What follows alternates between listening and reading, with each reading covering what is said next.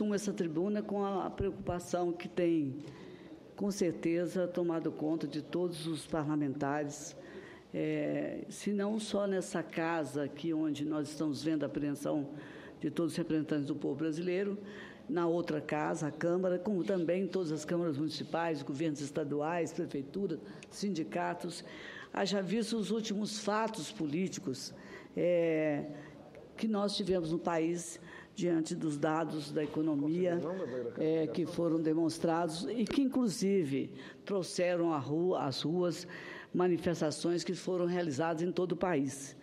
Nos mostram isso, tudo tem uma convicção absoluta que vem reafirmar o momento crítico que nós estamos vivendo, mas também decisivo. É uma hora de realizar mudanças que permitam, sobretudo, e falo também na condição de presidente da Comissão de Orçamento, que nos permitam construir uma agenda positiva para o Brasil. Aposto o senador Regufe, há poucos momentos, manifestou sua apreensão com a recriação do CPMF.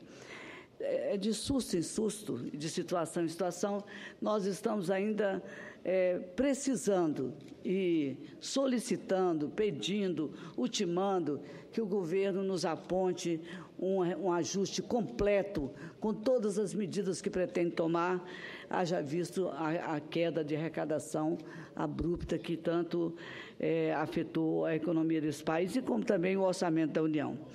Então, essa agenda positiva que falo, para que seja retomado o crescimento, que o povo brasileiro possa acreditar que nós teremos uma superação da atual crise política e econômica, isso está posto para todos nós.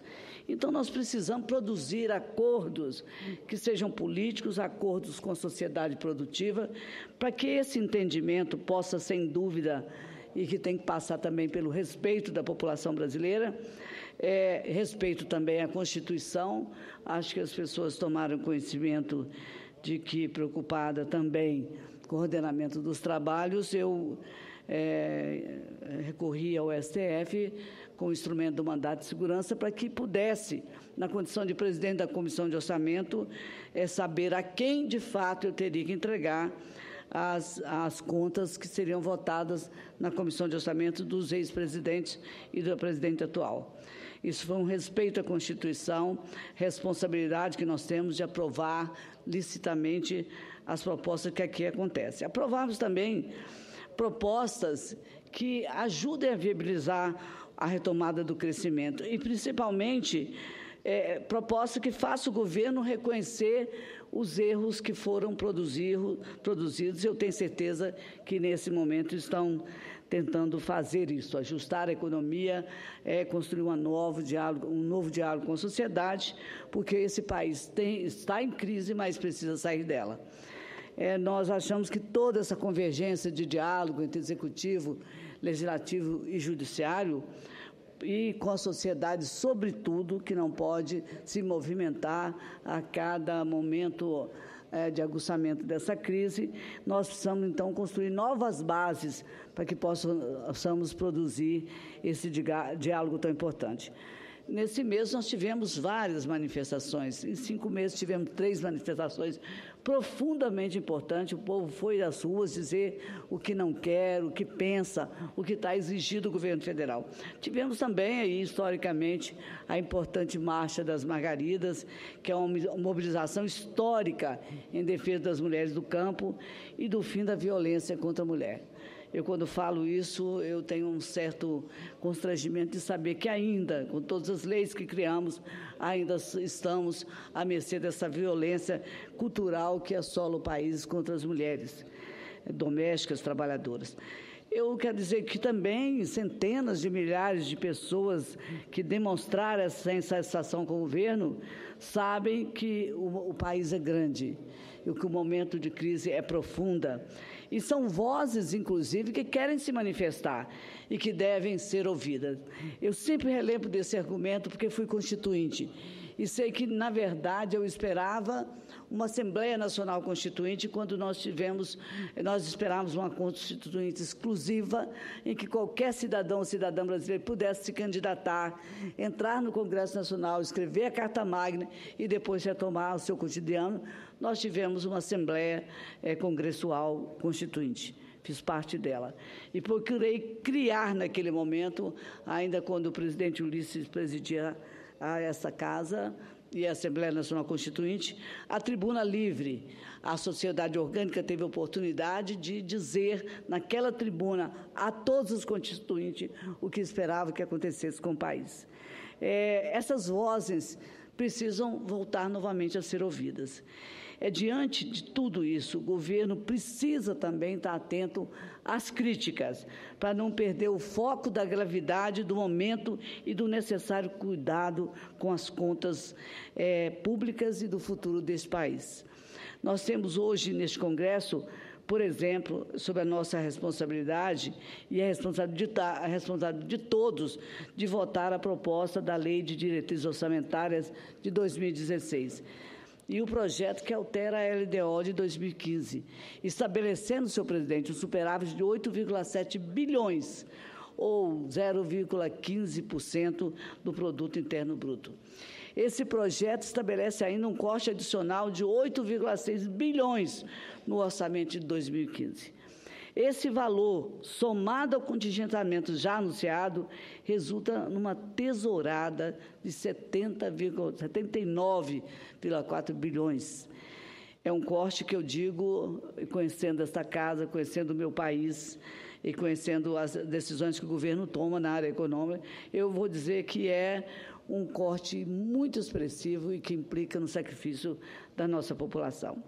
À primeira vista, eu queria dizer que o superávit primário pode parecer uma coisa tão distante do nosso cotidiano que não merecia estar inserida nesse discurso. Mas, na verdade, é um indicador importante da saúde das contas do governo e do equilíbrio entre o executivo, entre o que o executivo arrecada e quanto gasta em despesas com educação, saúde e funcionalismo público, por exemplo. Mas, além do pagamento dos juros da dívida, senador, da dívida pública, o superávit é um indicador acompanhado de perto pelo mercado financeiro internacional, para saber se o Brasil, se o nosso país mantém em ordem suas contas públicas. Ou seja, se é seguro esse país receber qualquer nível de investimento externo. O governo diz que enfrenta este ano um desafio porque várias dificuldades fizeram a arrecadação do Brasil cair abaixo do previsto, muito abaixo do previsto. Agora, a nova meta e o novo corte podem levar o país a realizar um superávit previsto e manter o ajuste fiscal.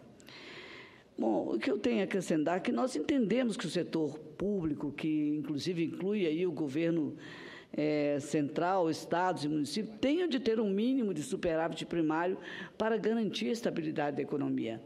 E que a nova previsão, que é realizada há pouco, pode indicar, por um lado, uma avaliação mais realista das receitas da União e a intenção de realizar um resultado fiscal sem futuras manobras fiscais, como exemplo do que temos visto ao longo desses anos todos.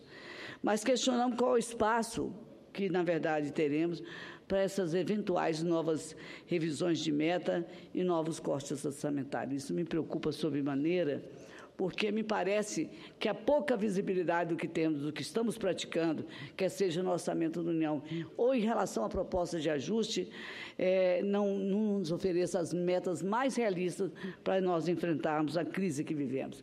Até agora, a meta do Ministério da Fazenda era economizar 1,1% do PIB para pagar os juros da dívida.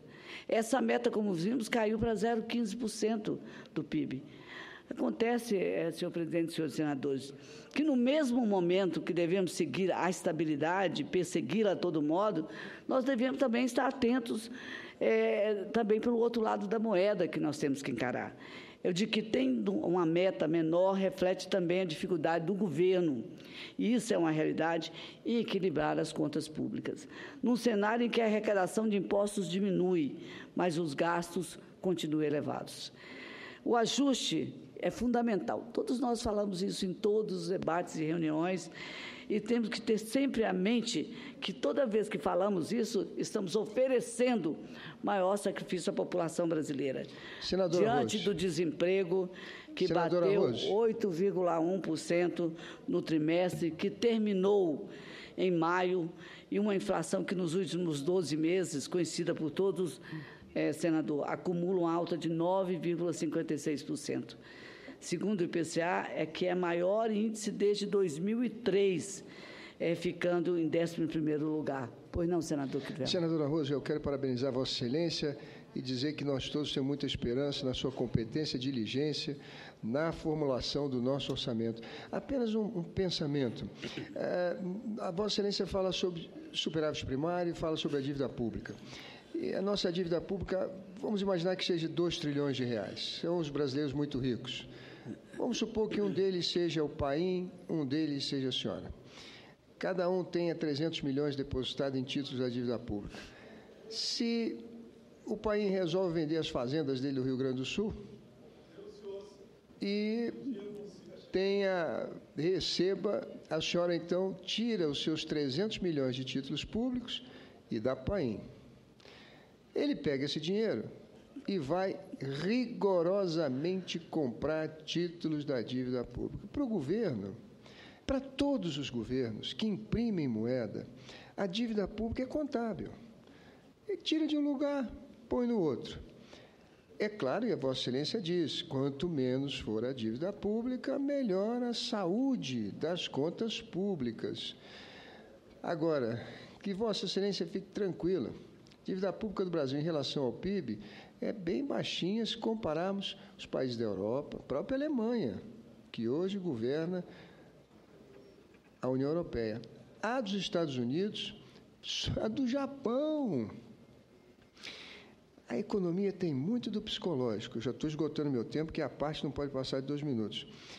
Não, sinta-se à vontade. Esse país é tão grande, nossos recursos naturais são tão extraordinários, e o nosso povo trabalhador, que na região dos trópicos, trabalhando o tempo todo com o suor pingando no rosto, nos olhos, e os micróbios e bactérias comendo o dedo dos nossos pés, as virilhas, o branco dos olhos. O nosso povo é tão grandioso que as crises só servem para nos fortalecer, nos animar e nos fazer ainda mais otimistas, porque vamos vencê-la como vencemos todas as outras, sob a liderança de Vossa Excelência, que já me prometeu um orçamento de 5 trilhões, que é para a gente não ter problemas, pagar nossas contas, manter os funcionários, né, senador? E os fornecedores. Que Deus abençoe a senhora. Muito obrigada. Essa última parte do discurso do senador Crivella, ele não precisa nem ser acrescentado nos anais dessa casa, porque está longe de ser qualquer coisa próxima da realidade com a qual nós estamos convivendo. Ainda não falamos das consequências dos juros, senador. Esse aumento dos juros puxado pela alta da taxa Selic, que chegou a 14,25% ao ano, e levou esse país aos maiores juros em 9 anos, desde 2006, aproximadamente. E é nesse cenário que nós estamos conversando, e o senhor faz uma análise muito importante. Eu sei da sua preocupação, sei também do seu otimismo, né? Eu quero acreditar em tudo, mas acredito que todas as soluções só virão se nós produzirmos um acordo sistematizado entre o Poder Executivo, o Poder Legislativo, acompanhado de todos os outros poderes que podem, eu costumo dizer, colocar o peão no chão e entender o que é que está passando no Brasil. Esse cenário precisa de acordos e ajustes econômicos firmes. Tudo aquilo que vejo à minha frente, que eu volto a defender, a ajudar, precisa de uma concertação política, que é a partidária. Aqui ninguém vai sobressair ou sobreviver a uma crise dessa natureza sem trabalhar e produzir mudanças efetivas, positivas e outra coisa, de longo prazo.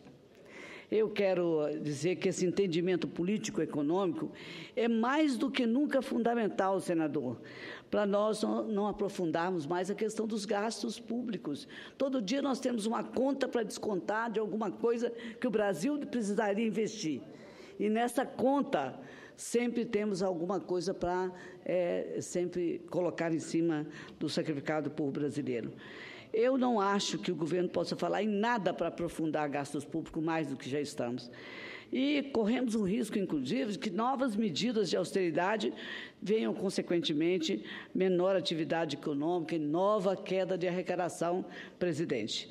Está claro que a instabilidade política agrava a crise econômica. Está claro que, além disso, não contribui para a avaliação internacional de que o país é um destino seguro para investimentos externos. Ao contrário, recentemente o Brasil teve rebaixada a sua nota de crédito pela agência Moody's e, nós sabemos, permaneceu com um grau de investimento bem baixo. Eu ainda manteve esse alento para que nós pudéssemos respirar.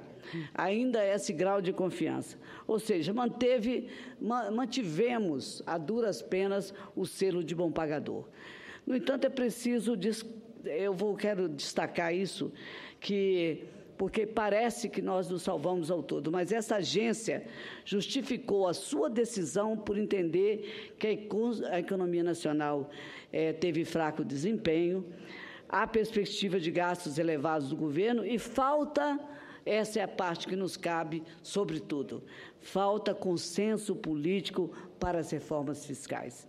Então, todos aqueles que, às vezes, com bravatas ou não, estão aqui discutindo a realidade do Brasil, não pode se esquecer que ninguém tem um salvo-conduto para nada. Nós temos que nos unir para ajustarmos, pedirmos ao governo que tome as medidas necessárias. E, sobretudo, cortar na carne. Isso não tem outra saída. Eu, mais do que nunca, estou na meta da superação dos nossos desafios, eu estou lutando pelo diálogo, o entendimento entre o Congresso e o Executivo, setores produtivos e sociedade. É assim, inclusive, senhor presidente, que eu me conduzo na Comissão Mista de Orçamento, que eu tenho a honra de presidir.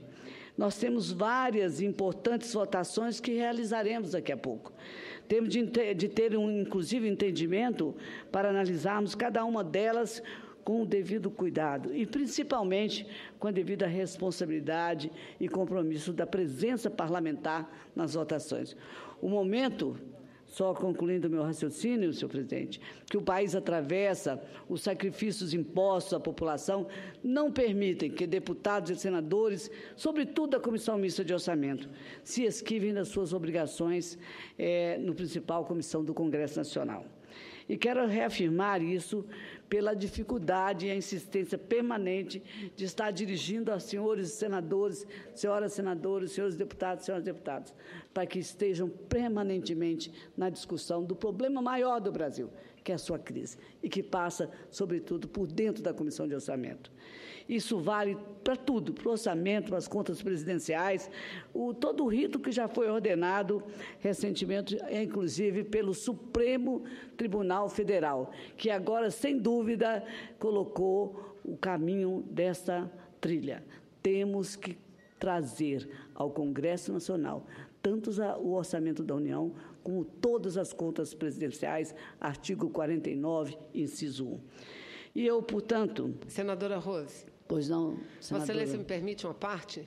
É uma honra enorme. Eu quero pedir desculpas desde já ao senador Jorge Viana, que eu sei que Vossa Excelência já segue há um bom tempo aí. Eu tenho uma audiência.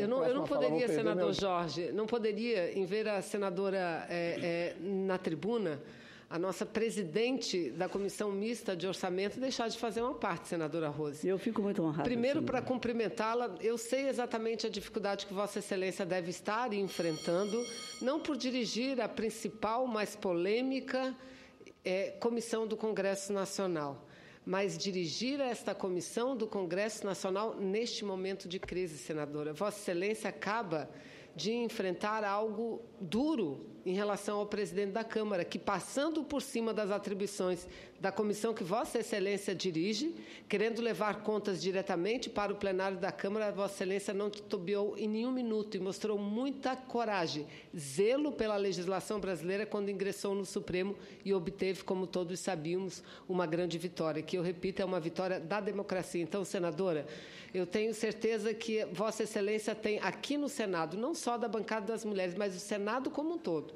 de todos os integrantes de todos os partidos, sejam da situação ou da oposição, não só um respeito e o total apoio, mas o reconhecimento pelo trabalho que Vossa Excelência está desenvolvendo nesse momento de tão grave crise econômica para o Brasil. Parabéns, senadora Rose. Eu quero agradecer a parte de Vossa Excelência, que agradece qualquer discurso nessa casa, e acho que eu sofro uma transfusão de sangue diária da sua energia, da sua credibilidade, do seu trabalho.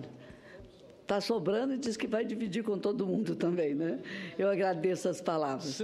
Então, eu só queria concluir dizendo, como para a LDO e o orçamento do ano que vem, está valendo também que se faça o governo e todos nós um esforço para ampliar esse diálogo, viu, presidente? Sabe quanto lhe admiro pelo esforço, sempre presente em todas as reuniões, não só com os integrantes, mas para que o Congresso não seja surpreendido. Esse é o apelo que fiz ao ministro Nelson Barbosa, ao ministro Levi, cuja reunião acabamos de realizar novamente, ao presidente Renan, de que todas as medidas novas, medidas econômicas, que não constem das diretrizes orçamentárias, sejam discutidas previamente para que nós possamos trabalhar à luz da razão, da lucidez e da total transparência.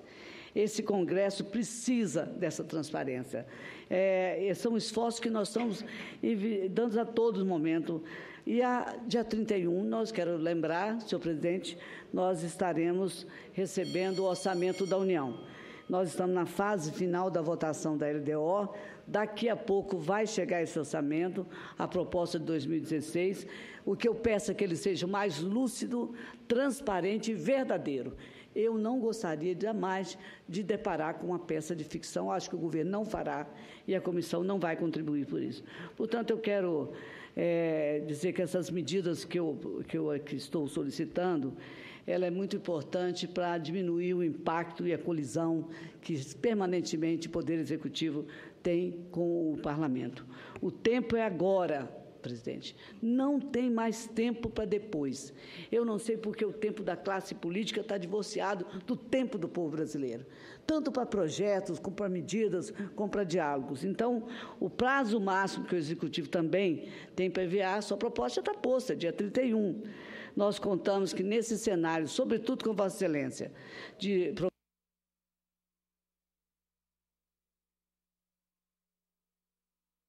a retração econômica, esse novo aperto financeiro que se avizinha, nas contas do próximo ano, nós temos a preocupação de levar ao Brasil, à população brasileira, melhores dias e não agravar, sobretudo, o sacrifício já pedido pelos cortes ainda mais profundo e na redução, sobretudo, de benefícios sociais consolidados. É que eu queria registrar e agradecer a todos que estiveram presentes nessa sessão. Senadora Rose, só me permite também uma pequena parte, eu sei que já está no adiantado da hora, mas eu não poderia deixar de cumprimentar Vossa Excelência por abordar esses temas e que são temas extremamente atuais e relevantes. Taxa de juros, taxas Selic, juros altos, déficit público, superávit primário, ajuste fiscal, inflação, desempenho do PIB. Isso tudo nós podemos resumir numa única palavra: crise. Vossa Excelência está fazendo um pronunciamento hoje perfeito, na minha opinião, mas só por causa de um problema que nós estamos vivendo. Infelizmente, estamos vivendo uma crise sem precedentes da história do Brasil e, nesse sentido, Vossa Excelência tem uma grande responsabilidade como presidente da Comissão Mista de Orçamento, onde terá que cortar na carne, onde terá a responsabilidade de fazer os ajustes necessários para que o Brasil possa ter um orçamento real, que não seja, como Vossa Excelência falou, uma peça de ficção, e que a gente possa encontrar a luz no fim do túnel, o caminho a ser seguido, para superar esses problemas o mais rapidamente possível e voltar a ver o Brasil crescendo, se desenvolvendo, gerando oportunidade, gerando emprego e para o orgulho de todos nós que representamos aqui os nossos estados. Então, quero mencionar que Vossa Excelência eleva a discussão nessa Casa Legislativa, e o seu Estado está de parabéns por ter uma senadora tão atuante como é a senhora. Eu agradeço as palavras de Vossa Excelência, agradeço a condescendência. Vossa Excelência brilhanta muito esse Senado e sabe que sou sua admiradora sempre. Obrigado. Senador.